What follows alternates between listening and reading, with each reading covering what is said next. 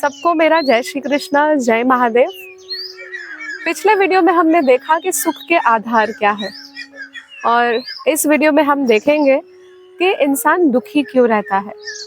विदुर जी जब धृतराष्ट्र जी के साथ वार्तालाप कर रहे थे, तो धृतराष्ट्र जी इतनी सारी बातें सुनने के बाद भी अभी भी दुखी ही थे, बेचैन ही थे। तब विदुर जी ने कहा कि आपको पता है कि इंसान दुखी क्यों रहता है? उनकी कुछ खराब आदतों की वजह से। और जो इंसान में ये सारी आदतें होती है वो हमेशा दुखी रहता है और सामने से दुख को आमंत्रण देता है। विदुर जी ने आगे बढ़ते हुए कहा कि दुख के 7 आधार या कारण है, और अगर ये आदतें किसी इंसान में है तो वो हमेशा दुखी ही रहेगा। उसमें सबसे पहला है अति विलासी। जो इंसान अति विलासी है, यानी कि अति वासना की इच्छा रखता है, वो हमेशा दुखी रहता है। ऐसा इंसान जो हमेशा सब कुछ एकत्रित करता रहता है, चाहे वो धन हो, मटेरियलिस्टिक चीजें हो, वो इंसान भी हमेशा दुखी रहता है। दूसरा उन्होंने कहा जुआरी। जो जुआ खेलता है वो हमेशा दुखी रहता है, क्योंकि जुआ ऐसी चीज है जो आप हमेशा दुख देती है। इतिहास गवाह है, हमें पता है कि महाभारत क्यों रची गई थी। पांडव जब जुआ खेल रहे थे कौरवों के साथ, तो वो दुख दिया उस चीज ने।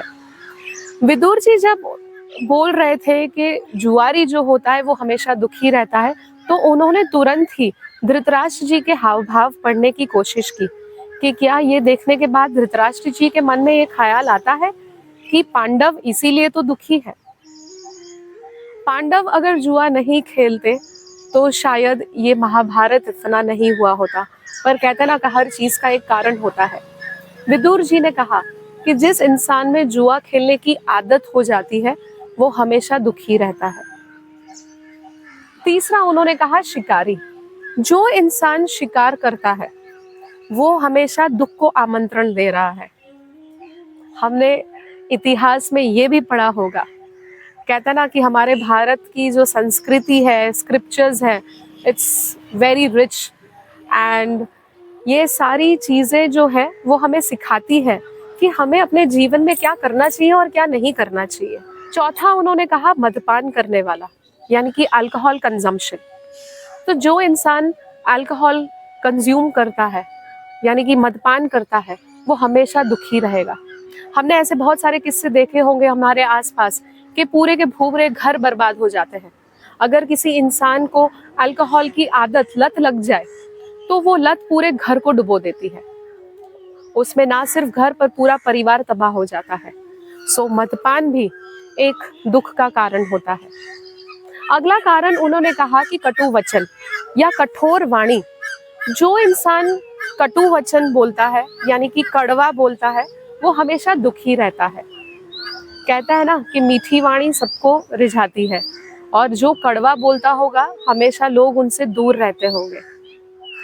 हमारे शास्त्रों में भी कहा जाता है कि अगर किसी इंसान का स्वभाव और संस्कार का आपको परिचय चाहिए तो उसकी वाणी से आपको पता चल जाएगा।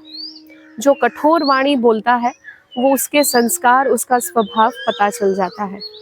इसीलिए कहते हैं कि अगर किसी इंसान की पहचान करनी हो तो उसकी जीभ से पता चल जाता है, क्योंकि हमारी वाणी मक्खन जितनी मुलायम भी हो सकती है और तलवार जितनी कठोर भी हो सकती है।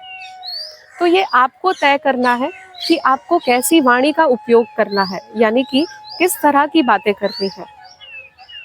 अगला दुख का कारण उन्होंने जो कहा है वो है कठोर दंड। अगर कोई इंसान कोई गलती करता है तो अगर आप उसको हद से ज्यादा कठोर दंड देते हो तो वो भी दुख का कारण बन जाता है। हर इंसान को हम एक मौका देते हैं सुधरने का, पर अगर हद से ज्यादा या बहुत ही कठोर दंड अगर दिया जाता है तो वो दुख में परिवर्तित हो जाता है। तो इसीलिए कई बार, चाहे आपके बच्चे हो या अगर आप शिक्षक हो और आपके विद्यार्थी हो, या आप बुजुर्ग हो और आपके घर में कोई छोटा हो, तो दंड देना आवश्यक है, तभी वो सुधरेंगे। बट अतिशय या कठोर दंड अगर देना है तो बहुत ही सोच समझकर विचार पूर्वक दीजिएगा। अंत में उन्होंने कहा कि जो दुख का कारण है वो है अनीति से कमाया हुआ धन। जब हम धन कमाते हैं और वो धन गलत रास्ते से अपनाया हुआ हो तो आप जीवन में कभी सुखी नहीं रहोगे। कहते हैं ना कि अनीति से कमाया हुआ धन हमेशा व्यतीत होता है, यानी कि हमेशा वेस्ट होता है। चाहे आप बीमार रहोगे, दवाइयों में खर्चा करोगे, चोरी हो जाएगी, कुछ ना कुछ दुख या आपदा आ पड़ेगी। तो अगर आपने धन अनीति से कमाया है तो वो हमेशा आपको दुख ही देगा। इसलिए मैं आशा करती हूँ कि ये जितनी भी बुरी आदतें हैं जो दुख का कारण हो सकती है, आप सब लोग उन कारणों से दूर ही रहे और आपके जीवन में हमेशा सुख ही सुख हो। सबको मेरा जय श्री कृष्णा, जय महादेव।